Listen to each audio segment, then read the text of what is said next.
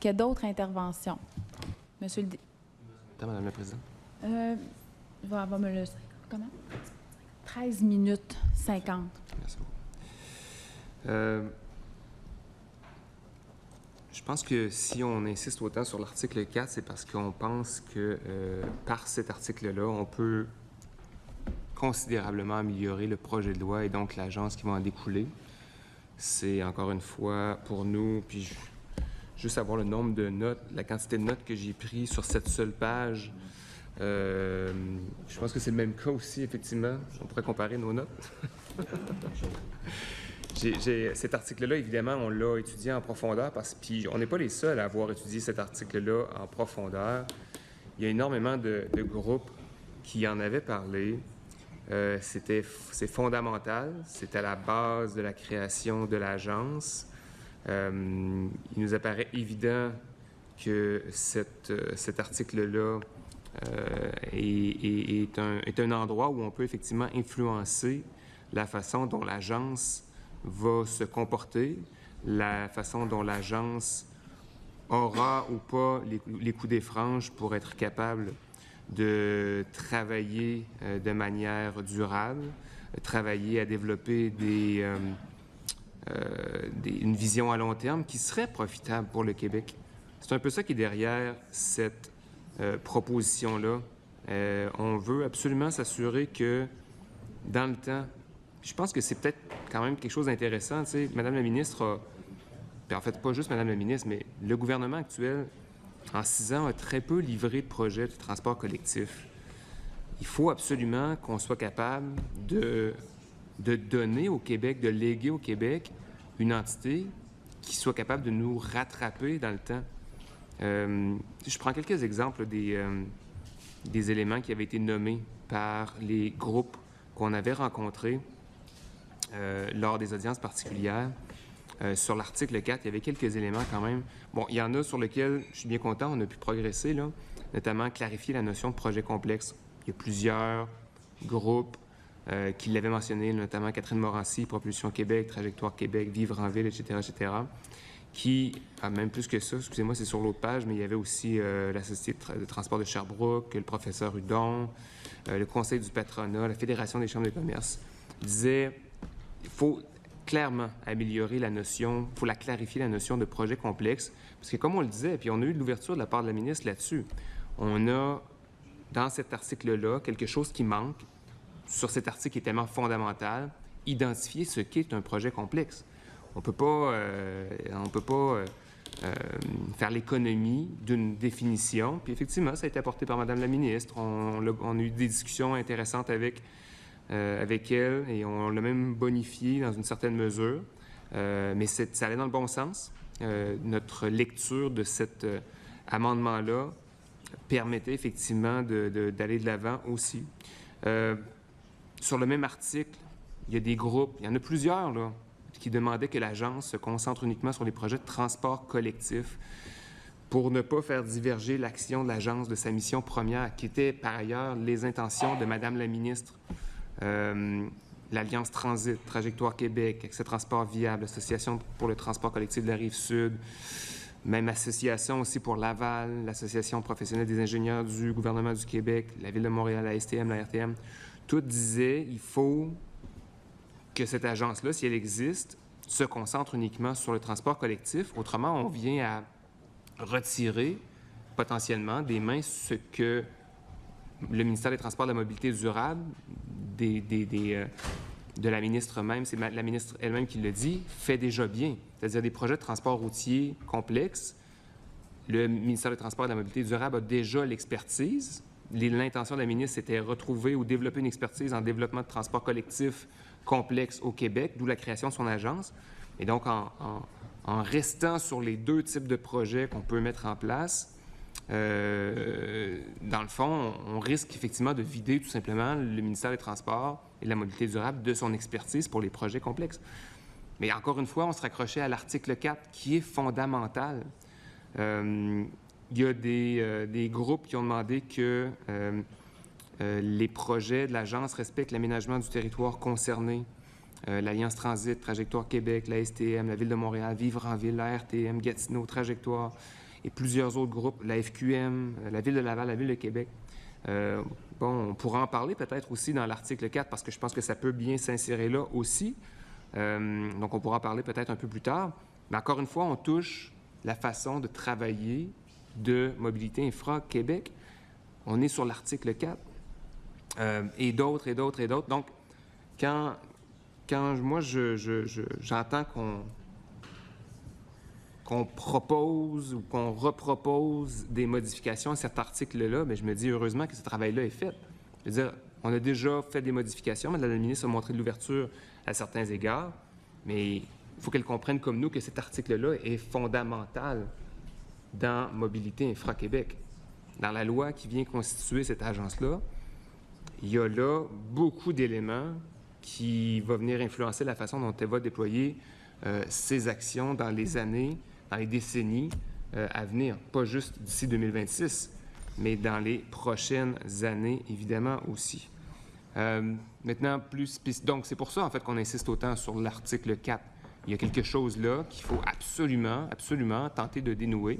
Et c'est un peu le travail des oppositions que de faire ce travail-là, de faire des propositions, de se faire la voix des organisations qu'on a entendues, de la société civile, on a entendu des experts, on a entendu des groupes de la société civile, on a entendu les municipalités, les sociétés de transport, on a entendu des entrepreneurs qui font des projets de transport complexes. Et ils nous disaient, cet article-là est fondamental. Donc, ce que j'entendais, moi, de leurs propos, c'est ne faites pas l'économie d'un bon débat sur cet article-là. Puis après ça, bien évidemment, on a évidemment noté, en fait, tous les endroits dans le projet de loi où il y a également énormément de projets de travail à faire, là. Mais c'est clair que, pour moi, cet article-là est fondamental. Donc, pour moi, on est toujours sur le fond. Puis je reviens à l'amendement qu'on a proposé. Si je peux résumer un peu les débats qui ont eu lieu, les discussions qui ont eu lieu là-dessus. Je pense que si on veut se permettre d'avoir une agence qui va vraiment atteindre les objectifs que la ministre a elle-même énoncés à travers ses multiples interventions médiatiques, je pense qu'on doit donner à l'agence, en fait, la possibilité de voir plus loin que nous, qui sommes élus, pouvons avoir sur le développement des transports collectifs au Québec. C'est pas une mince tâche. J'ai parlé, en fait, de deux agences desquelles Mme la ministre s'est inspirée, je pense, dans l'élaboration de son projet de loi.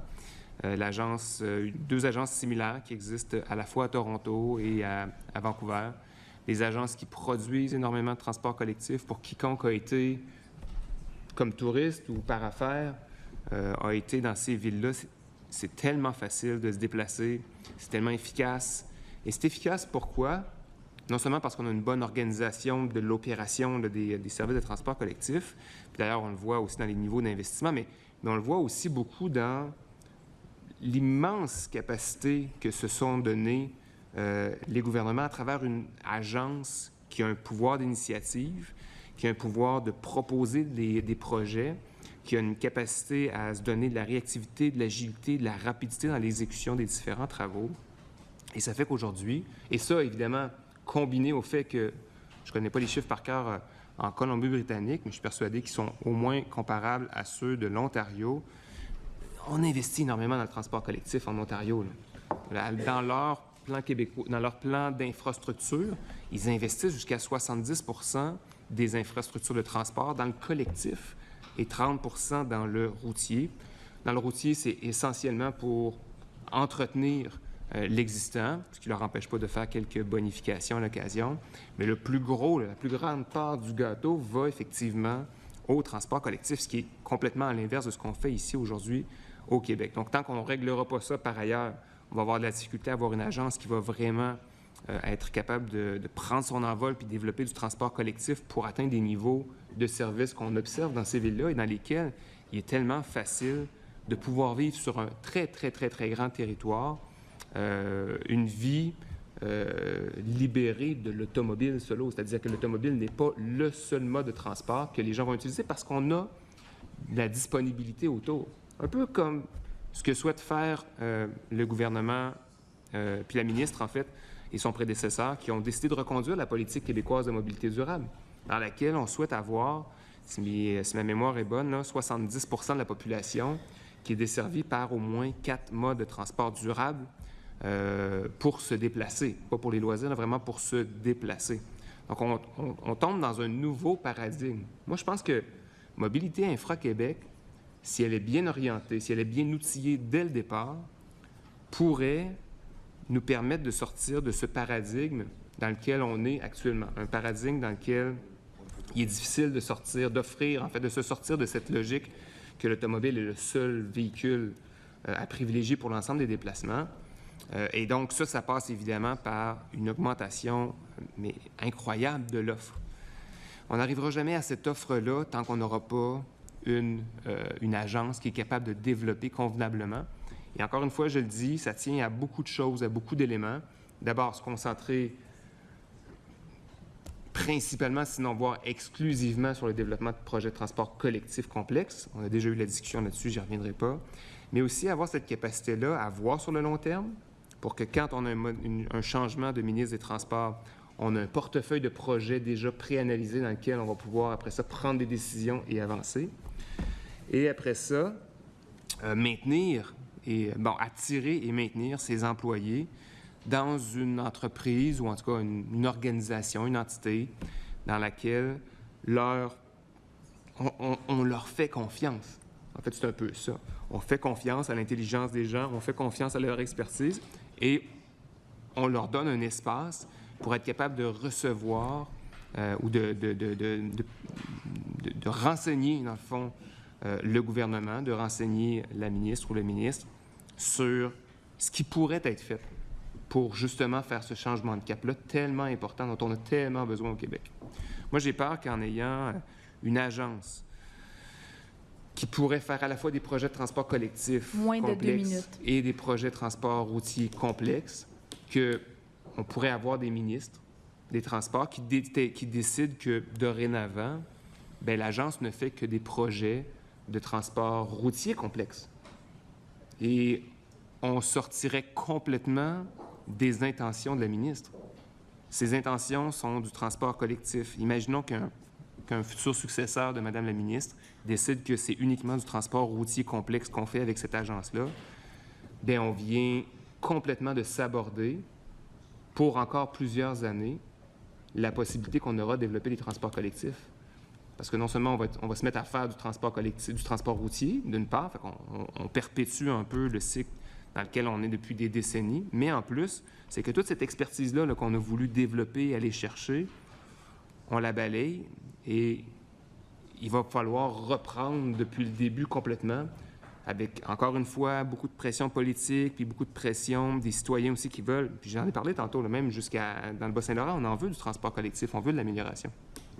Mais ça va prendre la pression pour qu'après ça, quelqu'un d'autre reprenne le bâton de pèlerin, puis décide de bâtir une agence ou un bureau au sein du ministère des Transports et de la Mobilité durable pour redévelopper cette expertise-là qu'on aura malheureusement sacrifiée. Donc, ce que je trouve, moi, c'est que dans la vision que refuse, en fait, de modifier Mme la ministre, puis ça touche beaucoup l'article 4, bien, je pense, en fait, je suspecte que dans un avenir plus ou moins lointain, on voit quelqu'un d'autre prendre son siège, en fait, prendre pas son siège, mais son rôle, son ministère, et complètement dénaturer ce qu'elle aura voulu léguer pour le Québec. C'est un risque, et je veux le souligner.